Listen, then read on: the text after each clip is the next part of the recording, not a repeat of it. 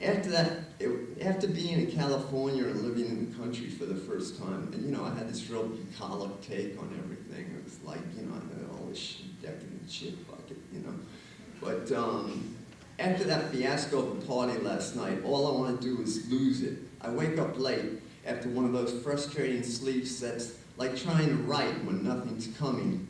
I figured the only way to shake last night's deep downer is hard drugs or the movies. I opt for the latter, not out of any great nobility of will, but simply because I don't have the same energy and cunning as I used to when it comes to bullshitting myself these days. These days. God, they seem so fucking full when you're clean. I go out to find a paper, see what's playing. I decide on a triple feature of Hitchcock down on Broadway at the Thalia. One of them, Rope, I've actually never seen before. The other two, Strangers on a Train and Suspicion, are, well, they're Hitchcock. There's no more to be said. I do smoke some grass. I haven't given that up. If God didn't want us to smoke grass, he wouldn't have invented movie theaters. Afterwards, I exit with the strange exhilaration of post-Hitchcockian intensity. I visit a poet friend of mine who lives nearby. We smoke some more and listen to some tunes. I realize I'm totally out of it as far as what's happening these days on the music scene. I haven't heard of any of these new bands. You must have been living in a cave on the West Coast, he jokes. Well, you're not too far off, I answered. And if I hear any much more of this shit music, I might get back fast, and the next cave will be much deeper. He seems visibly insulted. That's the way it is with these dudes who pride themselves on their voluminous record collections, these audiophiles. They take it as life as some band for Detroit personally. My friend Lenny's the one exception, and he's got everything ever croaked onto vinyl or tape. Otherwise, you don't like a record, and guys like my friend here tonight act as if you just stuck a razor blade onto a piece of liverwurst and fed it to their dog. That's okay, I'd feel the same way if you played these records to my dog. I split, treating myself to a cab uptown.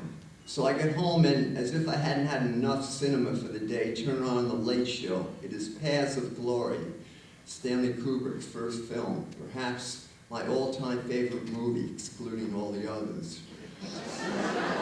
I move the TV into the bathroom and place it on the toilet seat, plug in the socket next to the sink, which I suppose is used for electric razors. I run the water to take a hot bath, watch the movie within the pleasures of steam, and evaporate perhaps the demons that have embedded themselves into my muscles. I get naked and enter the red tub. Yes, that's right. I live in an apartment with a red bathtub. The previous tenant must have done it. Not only is it red, but the paint job is crude with thick textural squiggles like an abstract expressionist which abuse your skin from any and all positions. At first I thought it was a good conversation piece, but then I realized there was rarely anyone else here to converse with, aside from a few women now and then who did not seem to notice it at all or else made comments like, your bathtub's red. Now it just makes me feel like I'm washing in some kosher abattoir, or worse still, I get up to piss, half asleep some nights, and turn on the light to sudden accusations in my still supine consciousness that I am some brutal slasher who hacked his victim here, disposed of the body, and forgot to clean up afterwards.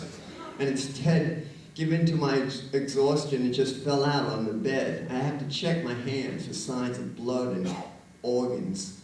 I'm relaxing in the bath, the water very hot, and only one rather soft dollop of red paint pressed against my ass. I've learned how to position myself. It's just a scene in the movie where Ralph Meeker, playing one of the French soldiers, about to be executed within hours on trumped-up charges of cowardice, makes the rather orotund remark as he watches a cockroach seize a crumb on the table. Tomorrow, that roach will not exist. It will still be alive. And I shall be nothing. Then, in response to this, My favorite character actor, Timothy Carey, with wild eyes and sarcastic lips lunging at the camera, plays out one of the all-time highlights of the cinema. He slowly raises his hand and whack! The bug is crushed, squashed, no longer alive, non-existent. He turns to Mika and mutters soberly, "There, you feel better now." It never fails to grab me. I laugh so hard the water rocks to and fro, as if it too got the joke, and spills out vastly onto the floor where it divides and slides down into the crevices of cracked tile. I can almost hear the screams of silverfish rudely awakened. They slither out of their lodgings and disappear just as quickly under the sink. I am out of action by the water's heat. The movie is ended. I want to get up, but my brain is steamed to mush and ether, and I can't hack the idea of standing up into the vicious chill of this apartment. I decide to turn the tap back on to fortify the heat and wait it out until the radiator starts steaming, thus equalizing the ratio of water to room temperatures before I get out. Since I have no book, I'm stranded with my own thoughts because the TV channel has just signed off. Well, I'm just glad I walked away from that slime at that jury party last night is what I'm thinking. No matter how fine the women or how hard they come on, I think I did learn some things in California. I believe I have moved closer to my heart. I feel comfortable in reclusion for the first time. I don't need the vacant flux of parties, old-time parties. I don't need my own attendance at art happenings, which are, for the most part, excuses for the party afterwards. But I don't want to become a cynical prick. It is, after all, a human universe. Knowledge, the hunger for detail, even the learned trivia does give way to wisdom if you don't push. If you sit back and remove the clutter of lips and claws and capsules and punch. I know I am a cold motherfucker, but I have moved closer to my heart. Strange how long it takes to write out notions that pass by in seconds, which, when laid out in a red bathtub, waiting for the first sounds of the heat rising in the radiator. I'm halfway to sleep now. I shut my eyes and words pass over the lids, which feel like they have been scraped clean, hollowed out, and stuffed with words. A long time ago, when I slept in a tub, I remember that. That was when I thought an oxymoron was a beautiful flower, white with blue bands, most likely. Words passing upright, like troops for inspection, ichor, uxorious, thump, ichnoimen, vatophobia, which is the fear of starving to death in a stalled elevator. I hear the wasp-like hiss of the radiators. They have woken me from my sleep, from dreaming of words, and later of women in 1920s hairdos and modern lingerie. 2 hours have passed, and my body is the color and texture of a cauliflower.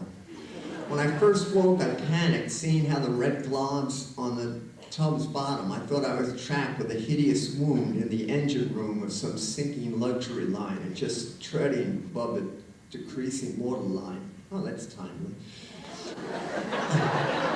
I snapped out fast, however. The eclipse time had lowered the water to a sobering temperature, and I was out quickly, toweling off beside the thick pipe. The pipe wasn't red. Emitting heat. I should have made the pipe red, actually. Emitting heat from floor to ceiling.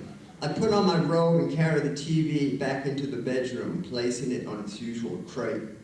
I could have fallen asleep immediately, but I read a bit, watch the TV without sound.